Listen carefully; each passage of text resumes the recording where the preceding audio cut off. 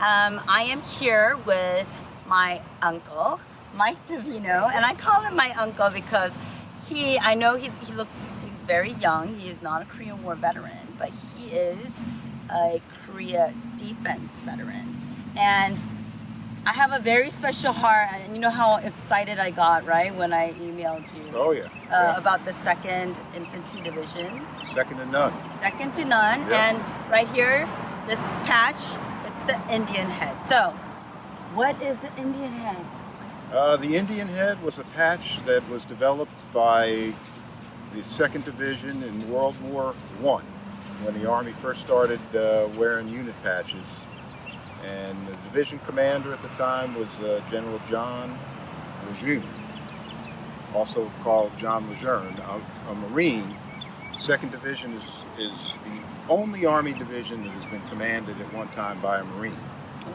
And there was a contest held by the Division Chief of Staff to design a patch. And they basically got one patch that was featured a star and one patch that featured an Indian head. And the officer running the competition decided, well, we'll combine the star and the Indian head. And ever since then, for the last 100 years, we've been the Indian head division. Yes, but how are you my uncle? How are you, and how is the Indian head related to Korea and the Korean War? In the Korean War, after World War I and World War II, the 2nd Division was the first division that deployed from the United States to fight in the Korean War. Yes. Before that, there were 3 divisions that deployed from Japan, where they were on occupation duty, to Korea. But the 2nd Division was stationed at Fort Lewis in Washington State. Exactly. And I hope you'll visit there because there's about 10,000 2nd Division soldiers stationed there. Sadly, I was in Olympia, but I didn't get to visit Fort Lewis. Get to visit Fort Lewis. However, okay. My boss was stationed in Fort Lewis before he left for Korea, and that is why I have a very special heart for the Indian heads, because Congressman Rangel is an Indian head, and so I knew so much about the service that the members still continue to this day, right? Yeah. From 1950 to 54, the 2nd Division was stationed in Korea.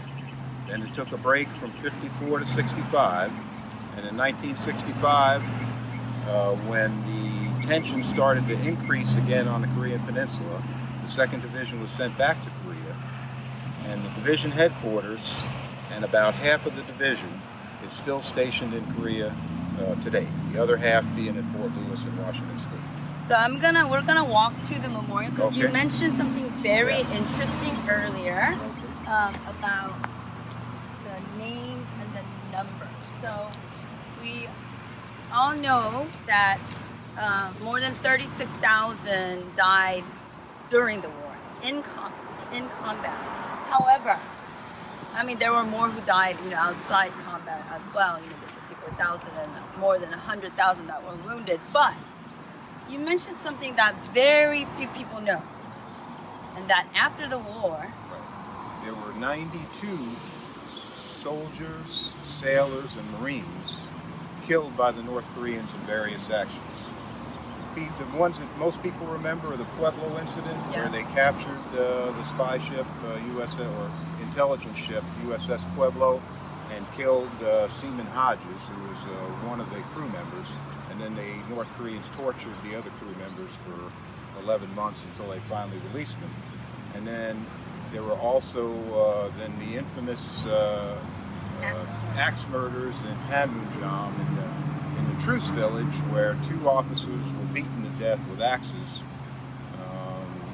when they attempted to trim a tree that was blocking the view of an observation post. But there also were 31 sailors and Marines who were killed when the North Koreans shot down a U.S. Navy reconnaissance plane over the Sea of Japan.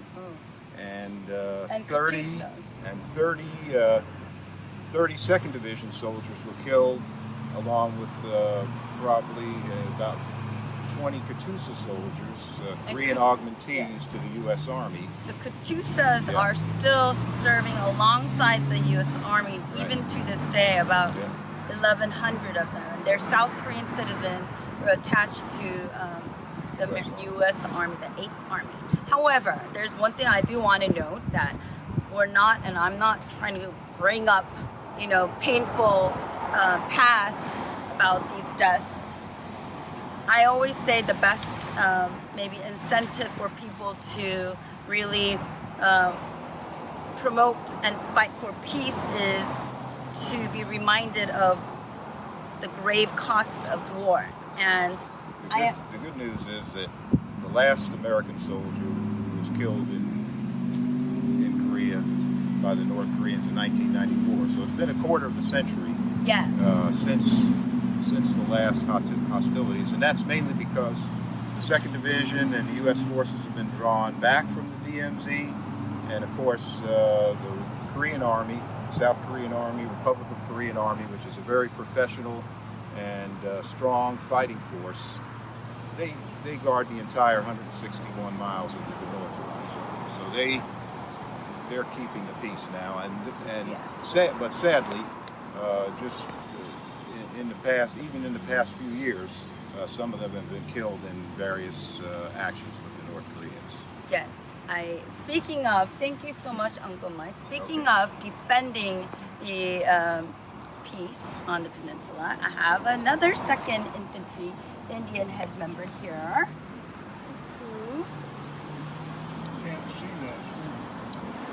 who have Okay. the seagulls. Come.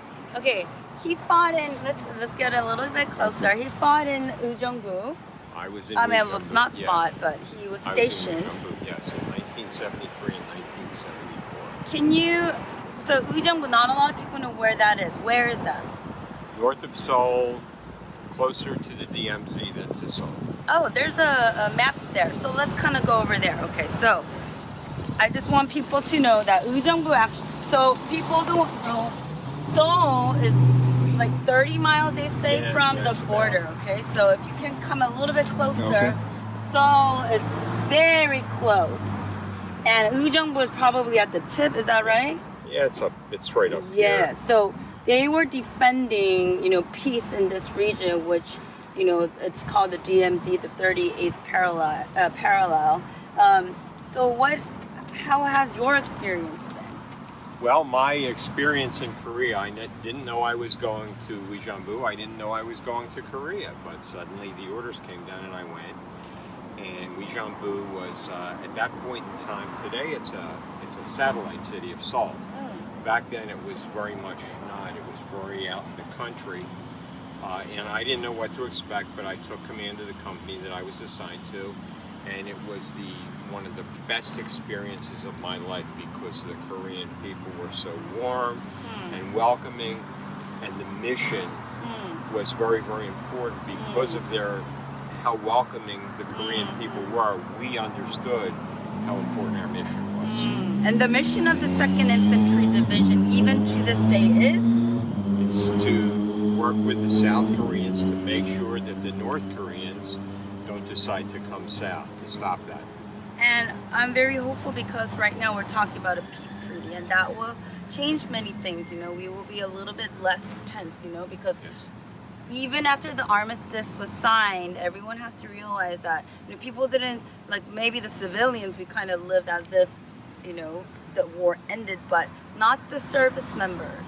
There was tension all the time on the peninsula, whether we knew it or not, whether we were cognizant. And that is why I am so grateful, and I think that the Indian heads are continuing the legacy of the Korean War veterans. And she is not only Mrs. Siegel, but she is also an auxiliary member of the 2nd. And what do you do in that capacity? We have a large group of members. We support the division association, and we work individually and together to do kind of what you're doing, to educate people about the 2nd Infantry Division and its stellar history, and the fact that it has been supporting Korea and other countries over about 100 years now. And my husband and I are retired now, and we do a lot of volunteering. And one of the places where we volunteer is at the USO Center at RDU Airport. And we often have members, in some cases retired, of the 2nd Infantry Division. We always welcome them as we welcome all of our guests. A little bit louder. And we like to remind our fellow volunteers and any other guests who come in when someone is there from the 2nd Infantry Division, which of course is second to none, what they've done. That's their Second to none. second to none. Woohoo! Right here. Yay! Second to none. Second to none. This That's it. just says Yep, second. 2nd Indian Head Association Auxiliary. So that I just want everybody to know, whether you're a woman, as women who didn't serve, or other, male or woman who did not have the privilege of serving in the military, there's so many ways we can support them. And I feel like, both of you are not only did you serve, but you're helping and reaching out and, paying it forward, back and forth. So you're kind of all my role models. Thank you so much. Thank you. Last but not least, okay, so I am right now, I hope everyone, you can be here to see this beautiful park. I mean, whoa. There's a World War II memorial over there, and Freedom Park over there, and which one is that? Vietnam. Oh, okay, that is Vietnam. What in the front? The other one over there is Global War on Terror. Okay, Global War on. Okay, so meet the person who envisioned this and worked tirelessly to make this park a reality. Mr. Don Talbot. So why? Why? Well, we started the idea back in '98. The park come together mentally and throughout the community because there was no memorial park in Cumberland County for any war. So, Despite the fact that this is actually the site of Fort Bragg, where you will see the Airborne and Special Ops Museum there, as well as, what is that you said over there? That is the North Carolina State Veterans Park. Okay, so over there I was passing through and I saw like 100, gazillion flags looking beautiful, but that's a Veterans Park. And there's no specific monument to commemorate a war. Is that correct? No, they commemorate each military service. Okay. And they do Marines, Navy, Army, Air Force, and the Coast Guard. Okay. But service and branches, Service, yeah. but not the wars. No. And that is why you were inspired to do so, to build this. Well, actually, this started first, and the others came later. Oh, so you set the example. I hope so. Well, we're gonna kind of walk and talk because it's so beautiful. I feel like we need to go to that waterfall, right? Again, this is the Korean War Museum. I kind of like the fact that it's at the entrance. So, thank you. Well, I have to say sometimes it's like World War I and World War II and Vietnam and like Korean War memorials stuck somewhere like very far at the end of a park. But I'm sorry, I'm a little bit partial, but I do love the fact that it's very accessible. But look, so here's the World War II veterans. It's actually very reminiscent of the one kind of like in DC, how like the larger structures. And wow, I have to say that is beautiful. So how long did this take to Well, we started moving dirt in 2003, and we started having ceremonies here in 2005. Wow, so already in 2 years you built Very, it? very quickly. Wow, most they take like 5 years building one, How What? do you fund it? Yeah, how much? This is all funded by donation. Yeah, Wow. so most monuments and memorials, people don't realize again, it's all through donations, private donations, but this is just so soothing. So soothing. So that's maybe the concept that, maybe we were hoping for. That people will find some kind of, I don't know, serenity here? Solemnity, remembering that our peace is not free.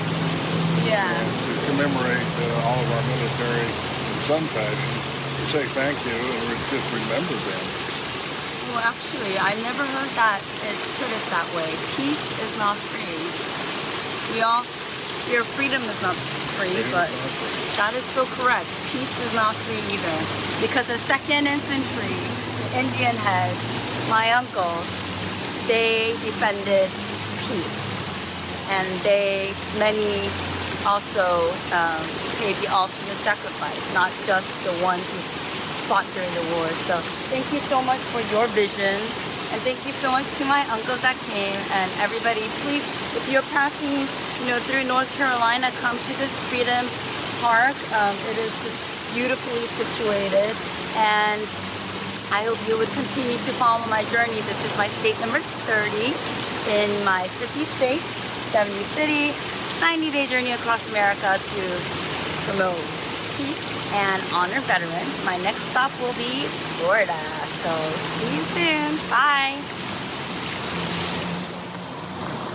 Shut it off.